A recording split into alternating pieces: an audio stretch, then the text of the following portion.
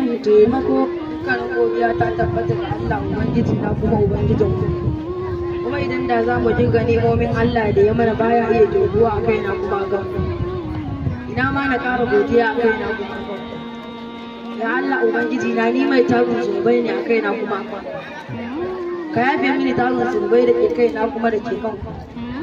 Allah maɗaukaki ya rahama a gare ni kuma ga dukkan bayan haka ina ji gaban yara da zai kuma a kai da arza da sakon sa masu da ayyukan ya kuma da ta wannan tawo mai wanda yana da iyayena manyan malamaina gami da shugaban makaranta abokan karatuna yan ɗalibai tare da baki na kusa da nesa. Assalamu alaikum. Ina gabatar da maudu'i mai taken ina ba. Lallai wannan maudu'i idan dubi gare shi za mu cewa yana ɗauke da kalmomi ko gabar kalma biyu. Kalma ta farko ita ce wadda kalmar ina kalma ce da Bahaushe ya hota daga harshen Larabci wato aina. Hakan na nuni tambaya ko neman sani. Mafita ko shine matsayarta da salamu na wannan ƙasa ta mu Najeriya. Tabbas mun shiga harkar rayuwa. Ta yadda wace rana ko kaza ana kaila ba su gani ba. Ani ne mai yawace jama'a mutuwa saboda tuka da rashin lafiya ya kawo sakamakon yunwa da mama rayu hawa shi na goma ga kuma bakin talauci da aka gaba sakamakon janye tallafin da zaɓen gwamnati bayan lashe zaɓensa da ko a raba don shigarsa ofis ce janye tallafi tun daga wannan rana yan dariya suka shiga har yasi da mun rayuwa talakan dariya wallahi ne Allah ana fama nan sai ga wata wai Bahaushe ke cewa ana kukan ne sai ga tsaya. A ranar 3 ga watan Juma'a nan a shekarar 2024 aka kuma ƙara kuɗin fetur. Inna lillahi wa inna ilaihi raji'un. Wanda wannan ƙarin fetur da kuke gani ba ƙaramar wata musibar ba ce.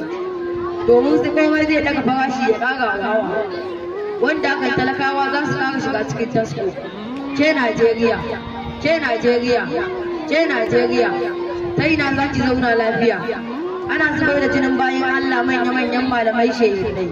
Masu askawa al'umma, masu karantar da al'umma, mace bayan Allah wadda basu ji ba su gani ba, a ƙauyuka, a gonaki, a gidaje, a hanyoyi na neman abincinsu da sauransu.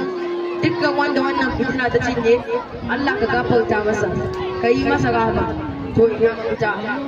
Allahu Akbar. Mafita a gare mu na farko shine mu tsoron Allah. Tsoron Allah kuma shine tubbanta da umarnin Allah.